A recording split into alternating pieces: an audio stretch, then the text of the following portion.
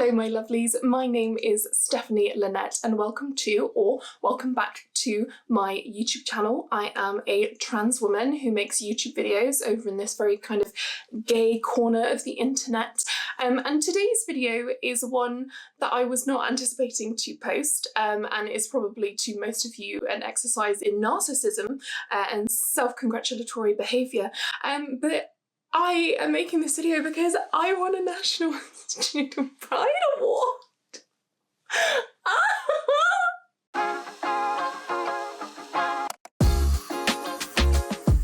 So yes, in case you can't tell by the title and thumbnail of this video, I won a National Student Pride Award at the National Student Pride 2025 Awards ceremony. I won the Special Recognition for Overcoming Adversity Award, awarded to Stephanie Lynnette. Look at that, gorgeous. I never win anything. And I was not expecting this to be one of the things that happened to me this year. So I guess I just wanted to jump on to kind of talk a bit about why I was nominated, what I'm doing, and just to kind of say thank you so much for the people who nominated me and for the National Student Pride Award and the National Student Pride Initiative for recognising me. I really appreciate it. Thank you so much. So I guess the first thing to kind of say to premise this is, despite the fact that, you know, I dress like a 35-year-old prostitute, I am in fact in my mid-20s and I am in fact a student. In fact, I actually made a video on this channel about myself going back to university for my master's degree. So I think something that's quite interesting specifically on this channel is I don't think many of you would think that I have many secrets left to hide. I mean, I make videos about my vagina almost weekly, you know, and my recovery and my process and things like that. And you'd probably not expect me to have many more secrets to discover or kind of past experiences and traumas that I don't share.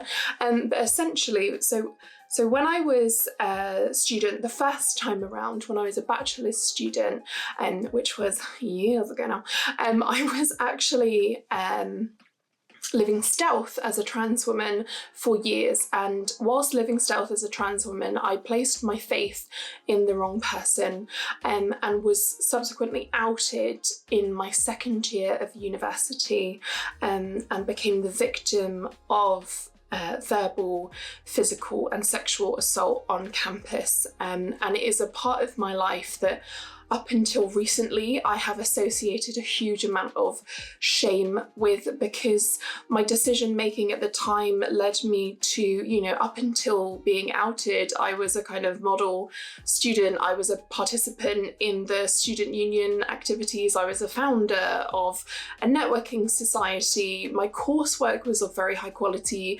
Internships had been had in my first year, which is not a requirement for a first year. And so, you know, up until that point, I had been a relatively good student. But when I was outed, I allowed that circumstance to really absorb me as a person, and I allowed the individual who outed me to have power over my decision making, and I left university in my second year. And I think it's quite interesting, you know, maybe this is just an imposter syndrome, but I often get the impression that people think that my transition has been easier or that my life has been easier.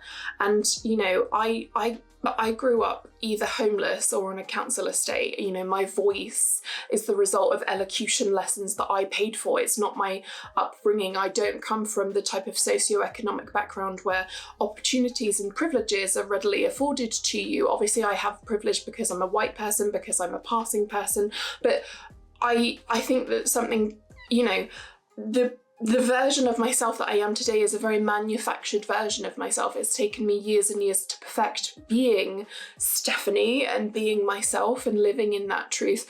And I think that, you know, people underestimate the fact that when I was outed at university and I made the decision to leave, I didn't come from the type of background where I could financially support myself to go back to university one day. I thought that was the end of my journey with education. A lot of trans people experience this. A lot of trans people experience having to prioritize their transition and their safety above their education.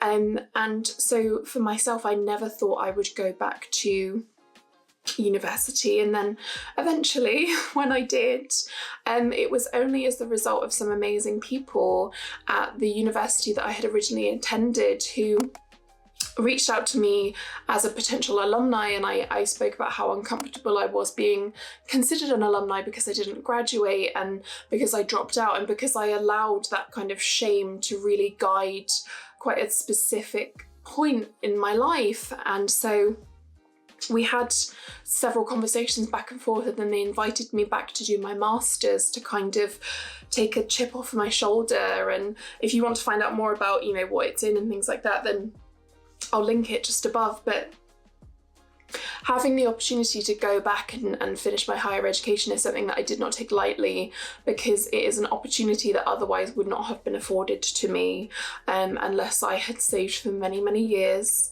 And I just want to say that, you know, this is just a small piece of plywood, but it represents 7 years of trauma associated with being outed as a trans person in my university, and my ability to overcome that and get back to a place where I could go back into higher education after working for years and years and years on myself, after gaining valuable life experience to qualify me for my postgraduate degree. You know, I will have a postgraduate degree and no bachelor's degree.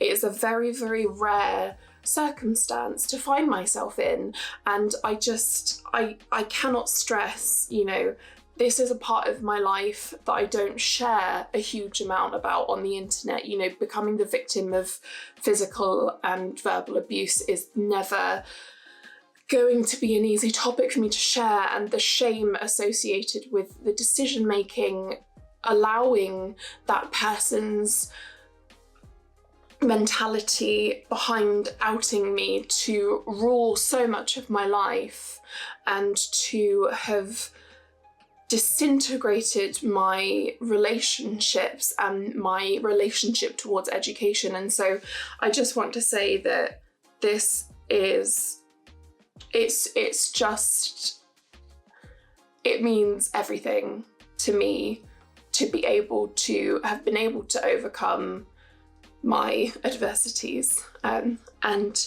to be recognised for that. So thank you very much to National Student Pride and the National Student Pride Awards. Thank you so much to Charlie and Juno who presented this to me. It is currently misspelt, but they are fixing it. And they forgot one of the N's in my name, but that's okay. And I just, you know, this isn't the type of video that I usually put out on my channel, but I think it's really important that if we're going to be forming that sort of parasocial relationship where you come along with me for the different ebbs and flows of my life, that we don't only celebrate, you know, the low stuff or the adversities, but we also celebrate the highs and the celebrations together. And so, yeah, I just wanted to jump on this week to say thank you so much. Thank you so much for my National Student Pride Award.